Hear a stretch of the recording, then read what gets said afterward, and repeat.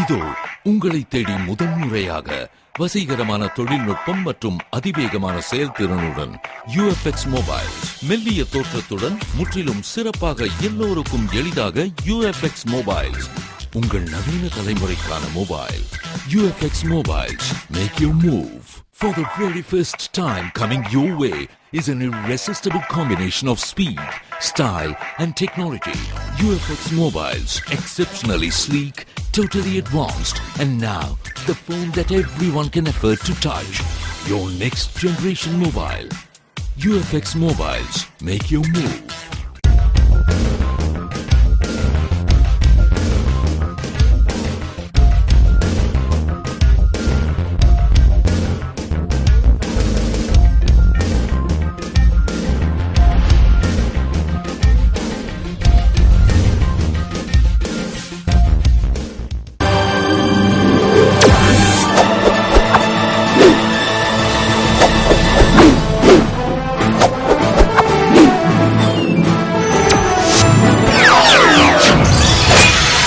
நீங்கள் பார்த்துக் கொண்டிருப்பது AJK டிவியின் புதுவை மாலை.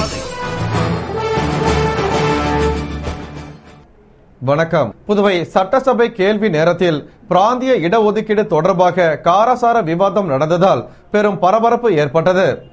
புதுவை சட்டசபை கேள்வி நேரத்தில் பிராந்திய இடஒதுக்கீடு தொடர்பாக சட்டமன்ற உறுப்பினர் அன்பழகன் பிராந்திய இடஒதுக்கீடு அளிக்க ஜனாதிபதி ஒப்புதல் அளிக்கப்பட்டுள்ளதா என்றும், பிராந்திய இடஒதுக்கீட்டினால் புதுவை மாணவர்கள் பாதிக்கப்படுவதால் முதல்வர் உடனடி நடவடிக்கை எடுக்க வேண்டுமென வலியுறுத்திய போது முதல்வர் ரங்கசாமி பிராந்திய இடஒதுக்கீட்டிற்கு ஜனாதிபதி ஒப்புதல் அளிக்கவில்லை என்றும், புதுவை அரசாணைப்படி சிறப்பு பிராந்திய இடஒதுக்கீடு காரைக்காலுக்கு 18%, ஏனாமிற்கு 4%, மாஹேவிற்கு 3% என செயல்படுத்தப்படுவதாக கூறினார். அப்போது சட்டமன்ற உறுப்பினர் நாஜிம் தற்பொழுது சென்டாக் கலந்தாய்வு அமைதியாக நடந்து வருவதாகவும், எனவே பிராந்திய இடஒதுக்கீடு தொடர வேண்டும் என கூறியதால் சட்டமன்ற உறுப்பினர் லட்சுமி நாராயணன் பேசுகையில், இந்த பிரச்சனையில் பாதிக்கப்பட்ட மாணவர்களுக்கு கூடுதல் இடங்களை கொடுத்து நிரப்பப்படும் என உறுதி அளிக்கப்பட்டது. இதற்கு தீர்வு என்ன என்பதை முதல்வர் தெரிவிக்க வேண்டும் என கூறியதும் சட்டசபையில் காரசாரமான விவாதம் நடந்தது. இதற்கு பதிலளித்த முதல்வர் இது தொடர்பாக குழு அமைத்து பேசி தீர்த்து கொள்ளலாம் என்றும், குப்பை வாருவது தொடர்பான கேள்விக்கு குப்பை வாரும் பணிக்கு அதிக தொகை கொடுக்க இயலாது என்பதால் அரசு சார்பில் 4,03,00,000 ஒதுக்கப்பட்டது.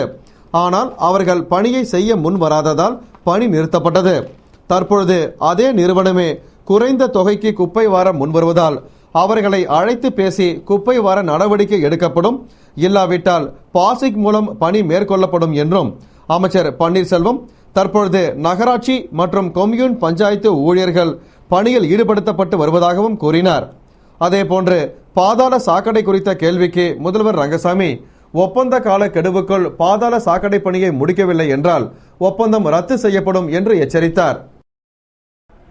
புதுவை நேரு வீதியில் இருசக்கர வாகனங்கள் நிறுத்த தடை விதித்ததை கண்டித்து பெரிய கடை காவல் நிலையத்தை முற்றுகையிட்டு வியாபாரிகள் போராட்டம் செய்ததால் பெரும் பரபரப்பு ஏற்பட்டது. புதுவை நேரு வீதியில் போக்குவரத்து நெரிசலை குறைக்கும் பொருட்டு பழைய மத்திய சிறைச்சாலையில் இருசக்கர வாகனம் நிறுத்துமிடம் அமைக்கப்பட்டது. இதனால் நேரு வீதி மற்றும் அம்பலத்தடையார் மடத்து வீதியில் இருசக்கர வாகனம் நிறுத்த தடை விதிக்கப்பட்டது. இதற்கு பெரிய கடை வியாபாரிகள் எதிர்ப்பு தெரிவித்ததால் வியாபாரிகள் மற்றும் வர்த்தக சபை நிர்வாகிகளுடன் போக்குவரத்து போலீசார் கலந்துரையாடல் கூட்டம் நடத்தினர். SSP பைரோன் சிங் குர்ஜார் தலைமையில் நடைபெற்ற கூட்டத்தில் அரசு கொறடா நேரு, SP-க்கள் ராமராஜு, சிவதாசன், நகராட்சி ஆணையர் அழகிரி, வர்த்தக சபை தலைவர் செண்பகராஜன், முன்னாள் தலைவர் சிவசங்கர், திராவிட முன்னேற்ற கழக மாணவர் அணி பாலா மற்றும் நேரு வீதி வியாபாரிகள் 500க்கும் மேற்பட்டோர் கலந்து கொண்டனர். கூட்டத்தில் பழையபடி இருசக்கர வாகனங்களை நிறுத்த அனுமதிக்க வேண்டும், 4 சக்கர வாகனங்களை வேண்டுமானால் வேறு இடத்திற்கு மாற்றிக்கொள்ளும்படி வியாபாரிகள் வலியுறுத்தினர். வியாபாரம் பண்ணி உங்க வியாபாரத்தை பண்ண விடுங்க. தயவு செஞ்சு எங்களுக்கு எங்களுடைய வியாபாரத்தை வருமானம் குறையாம அதனுடைய வளர்ச்சியை நீங்க பார்க்கணும். கண்டிப்பா நீங்க இந்த சிலை வளாகத்தை ஒப்படைச்சிருக்கிறது ரொம்ப ரொம்ப ரொம்ப சந்தோஷம், நன்றி. அதுதான் உங்களுடைய கருத்தாக இருக்க முடியும். நேரு வீதியுடைய வளர்ச்சி, வரி வந்ததுன்னா உங்களுக்கும் கவர்மெண்டோட வளர்ச்சி, இந்த நாட்டினுடைய வளர்ச்சி கண்டிப்பா வியாபாரிகள் வளர்ந்தாதான் நடக்கும்ன்றத நீங்களும் புரிஞ்சுக்கணும். வியாபாரிகளுடைய பாதிக்கப்படுறாங்கன்னா எங்களுடைய உணர்ச்சியை தயவு செய்து புரிஞ்சுக்கங்க. நீங்க உங்களை எந்த விதத்திலையும் கஷ்டப்படுத்தல, உங்களை எந்த விதத்திலும் இது பாதிப்பு கிடையாது. உங்களுடைய டூ வீலர்களை எங்களை அனுமதிக்கிறது எந்த விதமான பாதிப்பு கிடையாது. உங்களுக்கு முடிவு எடுத்து எங்களுக்கு எங்களுடைய உணர்வுகள்ல எங்க போராட்டத்துல எங்களுக்கு எம்எல்ஏ அவர்கள் எங்களுக்கு சப்போர்ட்டா இருப்பாருன்னு நம்புறேன். அதற்கு எஸ்எஸ்பி பைரோன் சிங், ஒரு மாதம் இதே நிலை நீடிக்கட்டும், வியாபாரம் பாதிப்பதாக இருந்தால் அதன் பிறகு பேசி முடிவு செய்வதாக கூறியதும் வியாபாரிகள் கடும் வாக்குவாதத்தில் ஈடுபட்டனர். இதனால் குழப்பம் ஏற்பட்டு கூட்டம் ரத்து செய்யப்பட்டது.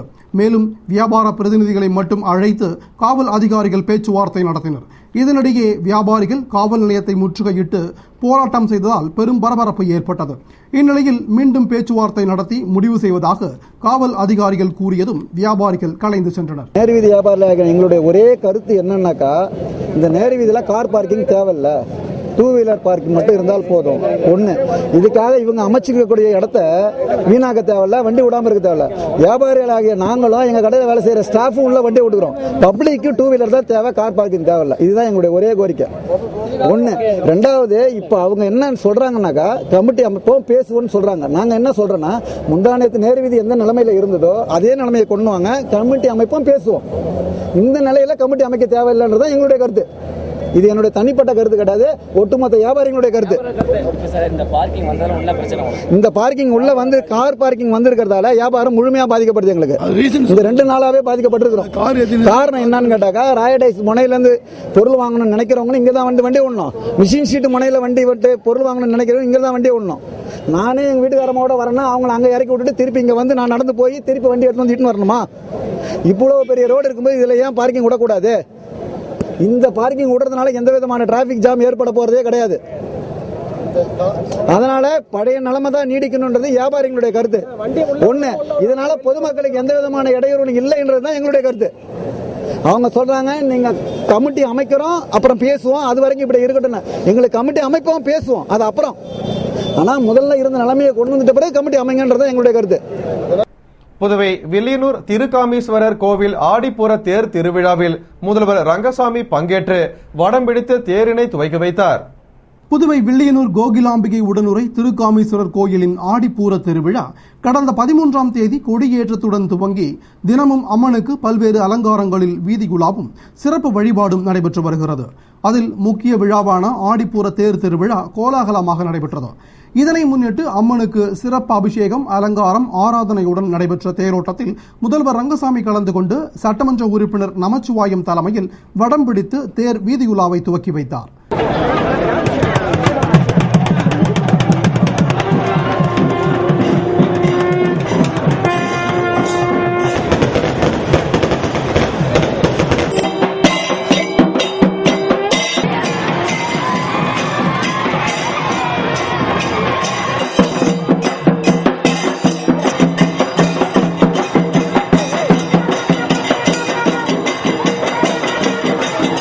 விழாவில் இந்து சமய நிறுவனங்கள் ஆணையர் வரதராஜன், முன்னாள் சட்டமன்ற உறுப்பினர் நடராஜன், சிறுபான்மை மற்றும் பிற்படுத்தப்பட்டோர் நல வாரிய தலைவர் பாலமுருகன் மற்றும் முக்கிய பிரமுகர்கள், ஆன்மீக அன்பர்கள் கலந்து கொண்டு வடம் பிடித்து தேர் இழுத்து ஈசனின் அருளை பெற்றனர். புதுவை அரசு சார்பில் நடந்த நடிகர் திலகம் சிவாஜி கணேசன் நினைவு தின நிகழ்ச்சியில் முதல்வர் ரங்கசாமி கலந்து கொண்டு மலரஞ்சலி செலுத்தினார். புதுவை அரசு செய்தி மற்றும் விளம்பரத்துறை சார்பில் நடிகர் திலகம் சிவாஜி கணேசனின் 11வது ஆண்டு நினைவு தினம் அனுசரிக்கப்பட்டது. இதனை முன்னிட்டு கருவடிக்குப்பம் கிழக்கு கடற்கரை சாலையில் உள்ள சிவாஜி சிலைக்கு முதல்வர் ரங்கசாமி மாலை அணிவித்து மலர் தூவி அஞ்சலி செலுத்தினார். தொடர்ந்து சபாநாயகர் சபாபதி, அமைச்சர்கள் தியாகராஜன், பன்னீர்செல்வம், துணை சபாநாயகர் TPR செல்வம், சட்டமன்ற உறுப்பினர்கள் நேரு, வைத்தியநாதன், கல்யாண சுந்தரம், கார்த்திகேயன் மற்றும் பலர் மலர் தூவி மலரஞ்சலி செலுத்தினர். இந்நிகழ்ச்சிக்கான ஏற்பாட்டினை செய்தி மற்றும் விளம்பரத்துறை அதிகாரிகள் செய்திருந்தனர். புதுவை நாட்டு நலப்பணி திட்டம் சார்பில் திட்ட உதவியாளருக்கு பயிலரங்கம் கல்வித்துறை வளாகத்தில் நடைபெற்றது. புதுவை அண்ணாநகர் கல்வித்துறை வளாகத்தில் உள்ள மாநில பயிற்சி மைய கூடத்தில் நாட்டு நலப்பணி திட்டம் சார்பில் திட்ட உதவியாளர்களுக்கு ஒருநாள் பயிலரங்கம் நடந்தது. திட்ட ஒருங்கிணைப்பாளர் பூபதி ஏற்பாடு செய்திருந்த நிகழ்ச்சியில் சென்னை மண்டல இளையோர் அதிகாரி சஜித் பாபு கலந்து கொண்டு பயிலரங்கை துவக்கி வைத்து சிறப்புரையாற்றினார். தொடர்ந்து ஓய்வு பெற்ற துணை முதல்வர் ஜோதிதாசன், விரிவுரையாளர் தனசெல்வம் நேரு ஆகியோர் கருத்துரை வழங்கிய நிகழ்ச்சியில் நாட்டு நலப்பணி திட்டத்தின் கீழ் செயல்பட வேண்டிய முறைகள், மாணவ மாணவிகளுக்கு தேவையான ஆளுமை மற்றும் சுய முன்னேற்ற பயிற்சிகள், அறிக்கை தயார் செய்வது போன்ற பல தலைப்புகளில் கலந்துரையாடலும், கல்வியாண்டு முழுவதும் மரங்களை தத்தெடுத்தல், பேரிடர் காலங்களில் முன்னெச்சரிக்கை நடவடிக்கை, பிளாஸ்டிக் பயன்படுத்தாத பள்ளி வளாகமாக மாற்றுதல் போன்ற தலைப்புகளிலும் நிகழ்ச்சிகள் நடந்தது. புதுவை காவலர் பணியிடங்களுக்கான எழுத்துத் தேர்வு நேர்மையாக வெளிப்படையாக நடைபெறும் என டிஐஜி சுக்லா தெரிவித்துள்ளார். இதுகுறித்து டிஐஜி சுக்லா கூறுகையில், புதுவை காவல்துறையில் காவலர் பதவிக்கான எழுத்துத் தேர்வு உடற்தகுதி தேர்வில் தேர்வு செய்யப்பட்ட 18 பெண்கள் உட்பட 1106 பேருக்கு நாளை 22ஆம் தேதி காலை மாலை என இருவேளையும் நடைபெறும் என்றும் ஒவ்வொரு பிரிவிலும் 100 கேள்விகள் கேட்கப்படும்.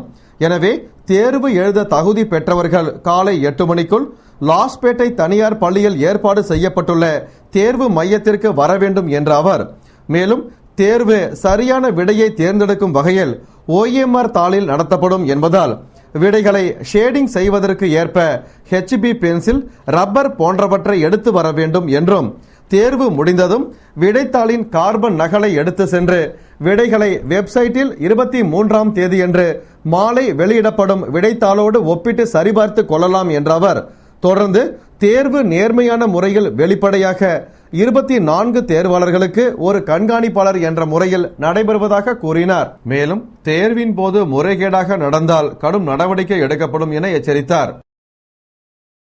புதுவை குரும்பாப்பட்டு அருள்மிகு புத்துமாரியம்மன் திருக்கோவிலின் ஆடி திருவிழாவினை முன்னிட்டு நடந்த கும்பம் படைத்தல் வழிபாட்டில் வட்டார காங்கிரஸ் தலைவர் AKD ஆறுமுகம் கலந்து கொண்டு சுவாமி தரிசனம் செய்தார். புதுவை குரும்பாப்பட்டு வீட்டு வசதி வாரிய குடியிருப்பில் எழுந்தருளியுள்ள அருள்மிகு ஸ்ரீ புற்றுமாரியம்மன் திருக்கோவிலின் ஆடி திருவிழா கடந்த 16ஆம் தேதி துவங்கி சிறப்பு வழிபாடுகளுடன் நடந்து வருகிறது. அதன்படி பால் சாகை வார்த்தல் மற்றும் கும்பம் படைத்தல் நடந்தது. இதனை முன்னிட்டு அம்மனுக்கு சிறப்பு அபிஷேகம், அலங்காரம், ஆராதனையுடன் பால் சாகை வார்க்கப்பட்டு பின்னர் கும்பம் படைத்தல் வழிபாடு நடந்தது. இதில் கதிர்காமம் வட்டார காங்கிரஸ் தலைவர் AKD ஆறுமுகம் மற்றும் முக்கிய பிரமுகர்கள், பொதுமக்கள் பங்கேற்று வழிபட்டு அம்மனின் திருவருளை பெற்றனர்.